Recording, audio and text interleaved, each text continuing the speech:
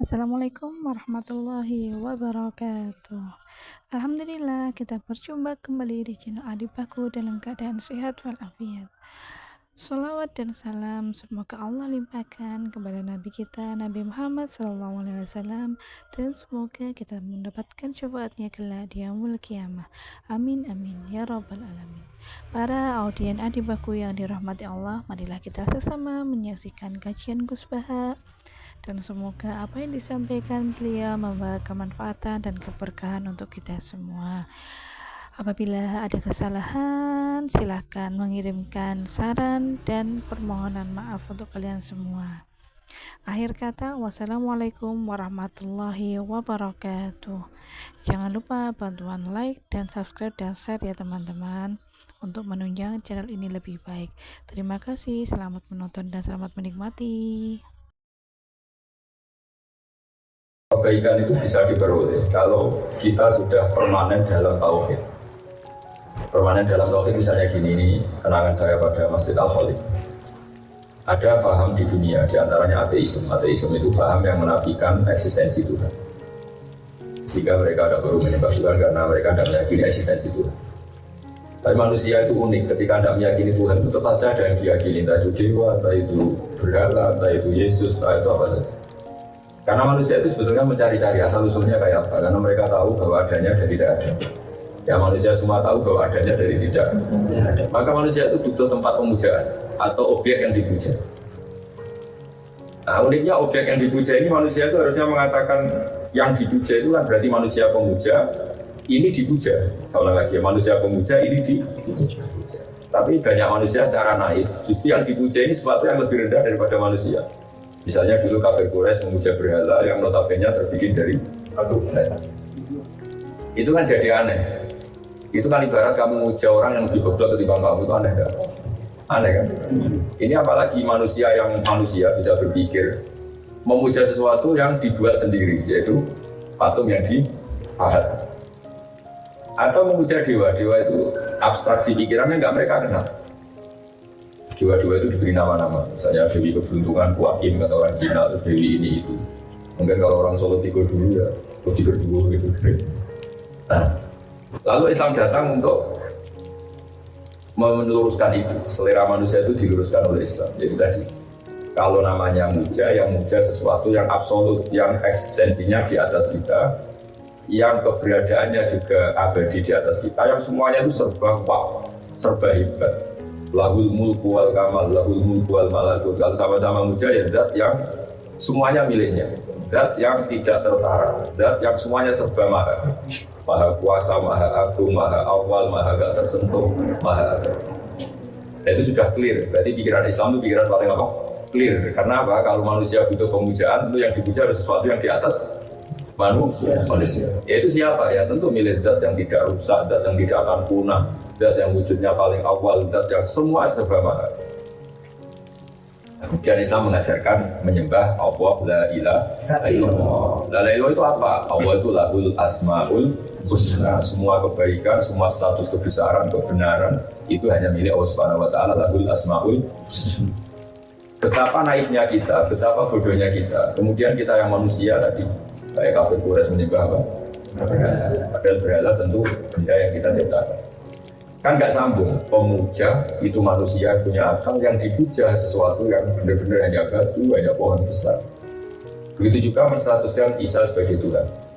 Sementara kita meyakini dia lahir di bumi, sementara juga meyakini dia Tuhan. Ini kan paradok. Kalau lahirnya di bumi berarti dulu buminya. Masa Tuhan sama yang dituhani dulu yang dituhani. Lalu Isa ini nanti kan menuhani bumi, tapi kata mereka lahirnya di bumi. Aneh kan? Kalau lahir di bumi dulu mana? Dulu buminya, lalu dia lahir lalu menuhani bumi. Berarti menuhani sesuatu yang wujudnya lebih dulu. Paham ya? Jadi paradok-paradok seperti itu oleh Islam dibenarkan. Kemudian Islam mengajarkan Yusuf itu qawm ladina amanu bil qawlis tabiti bil hayatid dunya wa bil akhirah. Umat Islam selalu didorong untuk berpikir tauhid. Tauhid itu apa? Itu tadi, tauhid adalah pemujaan. Pemujaan sama zat yang memang layak dipuji.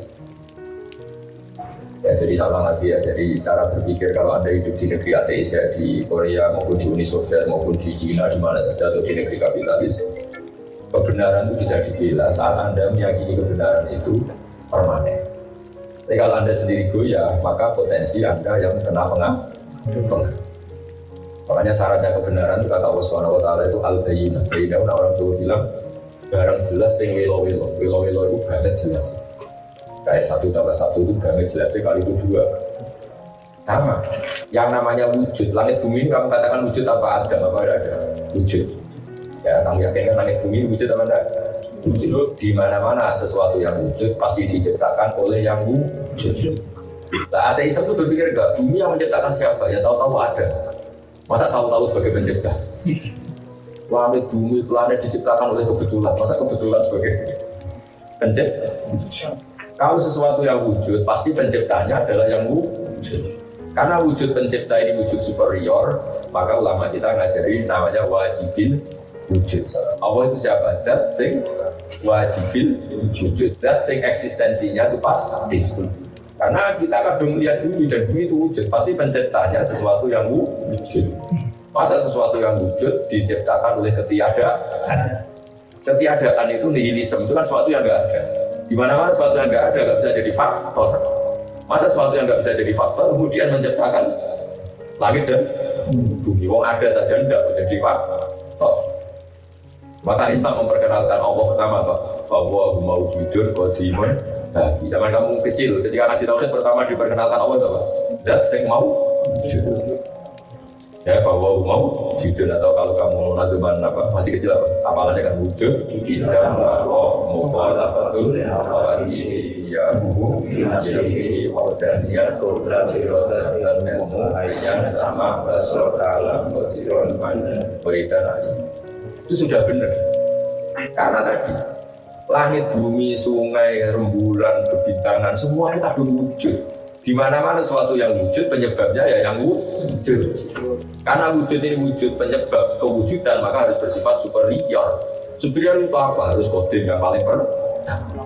Masa pencipta sama yang diciptakan dulu yang diciptakan kan nggak mungkin. Maka kita sebutnya apa? Dan pencipta ini karena super nggak boleh rusak. Kita sifati Allah mewujud apa? Wujud kita harus abadi. Karena kalau nggak abadi berarti terkalahkan. Paham ya? Tergerus zaman, terkalahkan. Masa zat yang super kemudian terkalahkan, berarti ada yang lebih super. Padahal nggak akan ada yang lebih super dibanding Allah Subhanahu wa ta'ala. Wujud kita terus mukhalafatul, dan Tuhan itu harus beda dengan makhluk. Gak boleh Tuhan cari pekerjaan di Korea, terus kalau gak punya uang sumpah, terus kalau kangen keluarga nangis, kan jadi repot. Pas ada orang berdoa, dan saya sendiri sibuk, baru kangen keluarga kan pusing ya. Maka Tuhan itu harus mukhalafatul, Tuhan itu harus beda dengan makhluk. Gak boleh Tuhan itu lapar kalau gak makan, gak boleh. Tuhan itu harus serba kuat, tanpa makan, tanpa minum. Karena Tuhan itu iyahu binafsihi, dia menjaga dirinya sendiri ya karena dirinya, bukan karena butuh orang lain. Kalau jenengan kan bisa tegak kalau makan, bisa senyum kalau punya uang, kangen keluarga kalau dicintai, kalau tidak di Korea saja. Saya tidak tahu di Korea hanya demi keluarga menghindari keluarga. Potensinya dua, bela-belain keluarga atau nggak siap ketemu keluarga. Tanya aja kamu bagian dari yang broken apa yang heroik? Heroik. Ini yang broken apa yang heroik? Jenis yang sini. Saya jawab broken. Potensinya hanya dua, jenis yang heroik demi keluarga ke Korea, atau yang jenis apa? Broken, menghindari itu. Menghindari senyum sinisnya mertua ya, nanti dibikin rumah ke Korea. Jadi syaratnya jadi Tuhan harus apa? Mukhalafatul, harus berbeda. Kita tidak bisa bayangkan punya Tuhan yang kalau nggak makan itu lapar, kan nggak kebayang. Berarti Tuhan butuh yang lain. Itu udah kuat berarti. Padahal syaratnya Tuhan harus kuat, dia mampu. Swahdaniyah, dia harus sendiri. Nggak boleh Tuhan ada kembarannya. Karena kalau ada kembarannya pasti taruh. Masa kita yang nonton menang-menang itu, nanti yang menang jadi Tuhan, yang kalah ada usaha. Ternyata yang kalah belajar lagi, ini kan nggak siap. Langit bumi bisa kacau kan, otoritasnya matahari di siapa, bulan di siapa, karena Tuhannya dua dijadikan. Terus kudrat Tuhan itu harus bersifat kudrat, harus punya kemampuan yang super. Nah sifat-sifat ini tentu nggak ada pada Yesus, nggak ada pada Tuhan-Tuhan yang dipertuhankan selain Yesus. Ya coba masa Tuhan diyakini mati, diyakini disalibkan jadi repot. Mau disembah pas Tuhannya baru susah, ini jangan diminta-minta, ini kan baru susah. Jadi kacau. Jangan jadi repot toh. Jadi apa?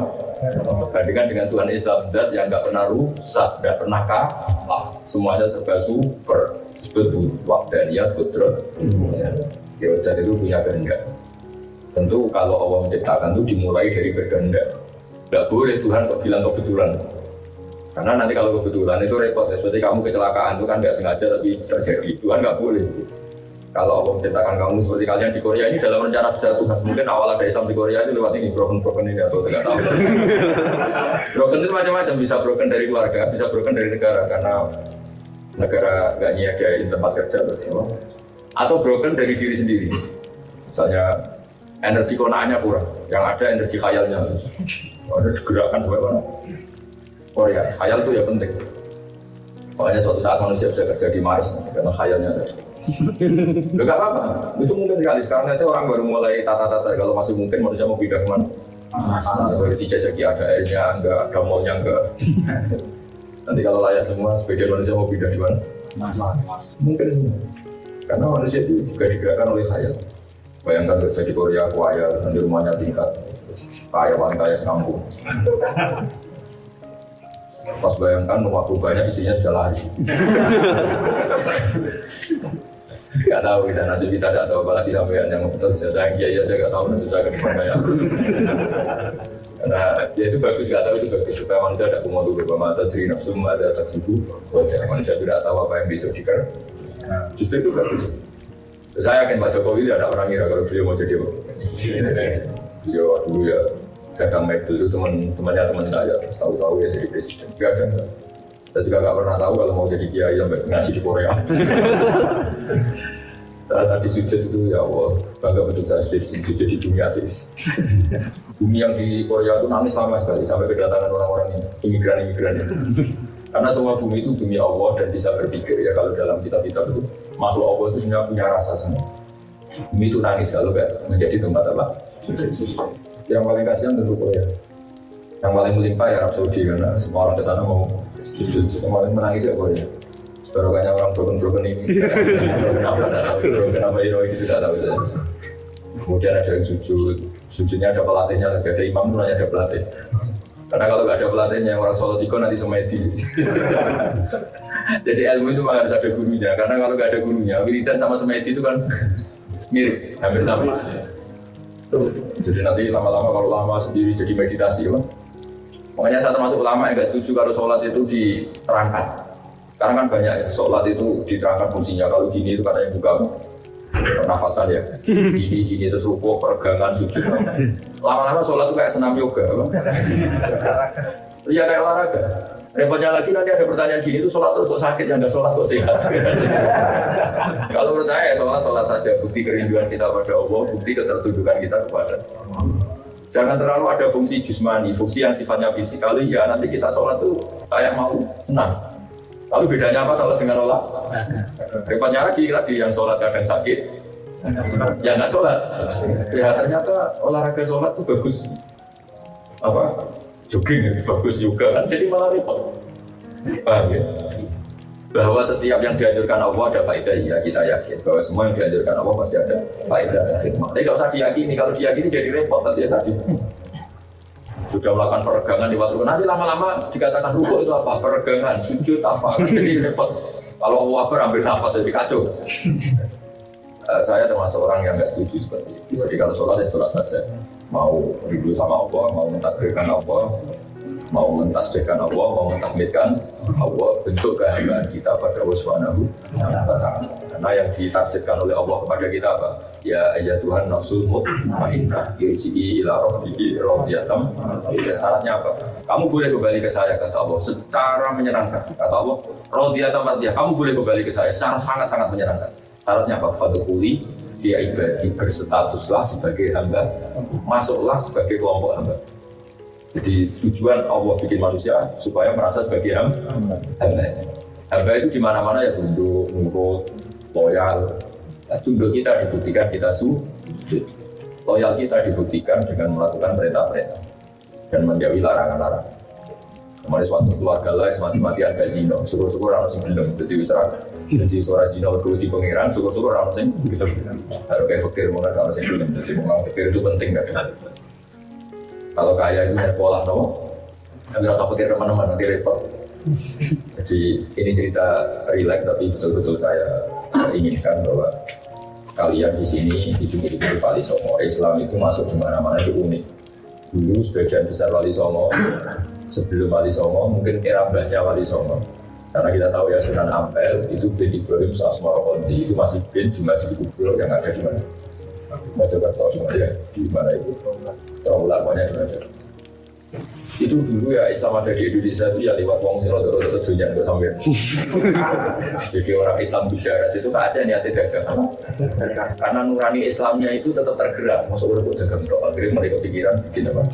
Jadi bikin kepikiran ya bikin musola. Mungkin kalau sekarang nyewa musola. Kalau berpikir ya nyewa kayak yang di Korea itu. Lama-lama itu ada Islam. Kayak sampai ini kan sini ini ada nyari uang. Ya, saya yakin udah usah sok suci saya. Tapi hatinya tetap hati seorang muslim yang nggak ingin nggak nyembah Allah, nggak ingin nggak memberi kontribusi kepada agama. Akhirnya bikin masjid. Kalau bikin kemahalan ya nyewa habis. Ya kalau bikin kemahalan ya. Kalau belajar agama sulit ya nyewa kiai kayak gini itu enggak. Ini yang agak nggak benar itu. Korea lama-lama harus punya modal sendiri ya. Jika kiainya tetap tidak apa produksi apa kiai sendiri. Masa kiai kontraan nggak lucu. Main bola saja. Tapi sampean berbesar hatilah bahwa Islam mulai dulu itu Allah menyatakan Islam itu unik. Di Jerman itu kadang di bawah pemain bola. Dulu orang Perancis itu bencinya bukan main sama orang Islam. Mulai nggak benci gara-gara juara dunia. Pemainnya itu Zidane. Zidane nama Arabnya Zidane. Yazid Zidane. Terus kena ilat Perancis itu. Zidane. Itu namanya Yazid. Zidane itu imigran dari mana itu? Aljazair. Ada Karim Benzema, ada macam-macam. Jadi Ozil itu. Jadi Allah dulu yang namanya wong kedunya itu penting tak jamin. Tapi hatinya bawa Islam. Itu dulu pemain bola kalau puasa susahnya bukan main apalagi sholat. Gara-gara wong kedunya Sulaiman Al-Fahim itu bisnis bola itu kan menarik ya. Bisnis bola itu kan menarik. Coba satu pemain seminggu gajinya 2 miliar. Ya kan? Satu pemain 2 miliar. Seminggu. Kalau sampai kan hidup kelas lagi.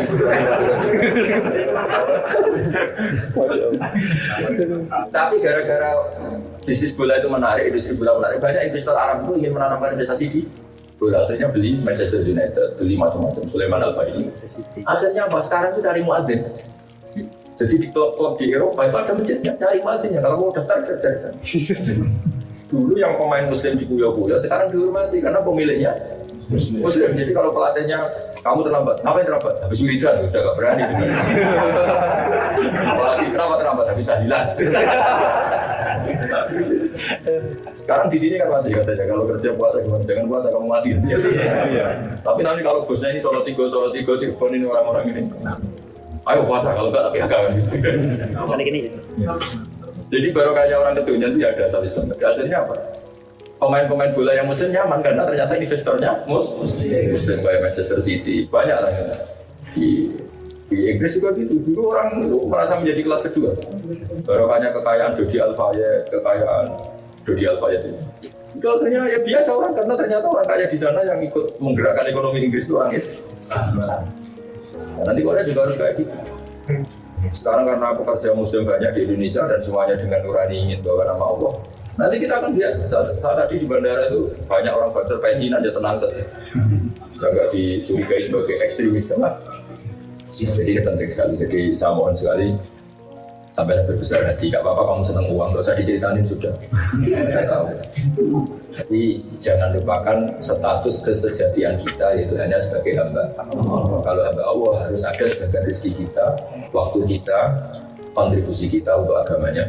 Itu fadkhuli fi ibadi baru wadkhuli masuklah berstatus sebagai hambaku. Lalu setelah itu baru anda atau kalian boleh masuk surga. Jadi Islam itu mulai dulu itu tidak harus dibawa kiai. Kiai itu hanya menopang fatwa hukumnya. Halal haram, detail-detail hukum kalau kamu nikah syarat saja kayak apa itu kiai atau ulama. Jadi kalau yang memasukkan Islam itu mulai orang macam-macam. Orang broker yang membawa Islam juga kuat. Betul, broker itu penting. Dulu kerajaan Jogja itu banyak yang konflik, terus di Ponorogo ke Sulawesi ya bawa Islam. Dulu ketika Sayyidina Ali sama Sayyidina Muawiyah perang, banyak sahabat yang nggak sreg dengan konflik itu, lari ke Cina. Artinya Islam ada di Cina. Banyak gus-gus kiai konflik mutung, akhirnya ada yang pergi ke mana-mana, akhirnya ya ada Islam di mana. Mungkin sebagian datang sama ke sini karena konflik sama keluarga. Lari ke Korea, malah jadi pengurus masjid Al-Kholik. Jadi saudara kita yang tidak usah sok suci, sok benar sendiri. Yakinlah bahwa dalam diri Anda ada manfaat. Pengiran sudah gawe sampean sudah gunanya yakin. Karena cuma ya Allah, jangan kado gawe pulau. Syaratnya itu dono gunanya. Senajan toh gunamu, PD kadang-kadang harus.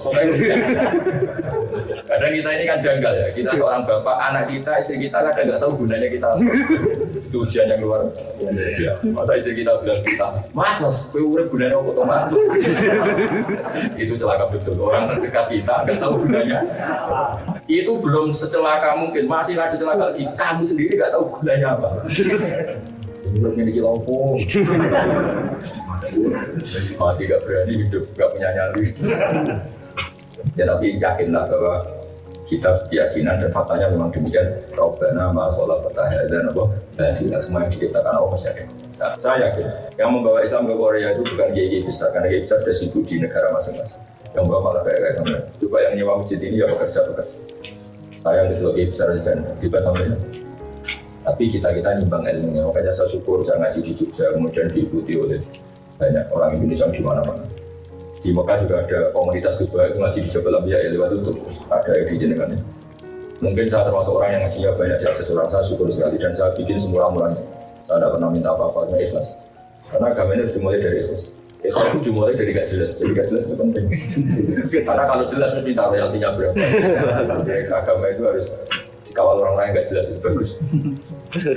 Gak jelas itu bagus. Kalau dalam bab ikhlas itu bagus, gak jelas ketimbang jelas. Makanya ada seorang kiai Mbak Maksum itu kiai alim di Rembang, kita tahu adanya Bali Maksum, termasuk pendiri apa? NU. Itu beliau zaman mondok ya kayak mulai santri lah, kadang wiridan, kadang tidak santri. Kiai ditanya, Kang Maksum, saya akan sholat dari wiridan suwi. Waktu isin itu santri mau kayak salam langsung lancing, salam langsung lari. Gitu. Mungkin ini pas siapa ini ketua Tamir juga gitu, salam wiridan pertama karena malu. Jadi imam pada wiridan. Oh itu pasti itu, pertama pasti jaga image, jaga penampilan. Begitu juga ketua PCNI NU pertama harus dijaga image. Ini lama-lama ikhlas. Kata Mbak Maksum, iya pertama perlu izin sesuai lali. Nah pas lali gue ikhlas kan. Ya kan. Jadi kan pertama wiridan itu takut. Elek lah dia orang wiridan. Hari kedua masih jaga image. Hari ketiga lama-lama kan rutin, apa? Pas rutin itu lali itu nggak demi bapak. Itu namanya ikhlas. Coba kamu coba saja. Saya itu punya amplop untuk jatah anak yatim, punya amplop untuk jatah ini, jatah orang miskin, jatah santri. Tidak tiga-tiga. Itu pertama ya agak memaksa, karena harus memanage setiap hari. Lama-lama setiap punya rezeki itu malu, kalau nggak ada yang kesana itu malu. Lama-lama jadi watak, merasa nggak nyaman kalau harta kita semua kembali ke kita. Nah, lama-lama itu, pas itu sudah ikhlas. Soalnya juga gitu, kamu bangun tidur pertama wudhu itu kayak perjuangan, tapi lama-lama bangun tidur nggak wudhu itu udah enak. Spontan saja langsung ambil air. Tahajud gitu, pertama ya berat, lama-lama spontan saja. Apa spontan itu namanya sudah apa?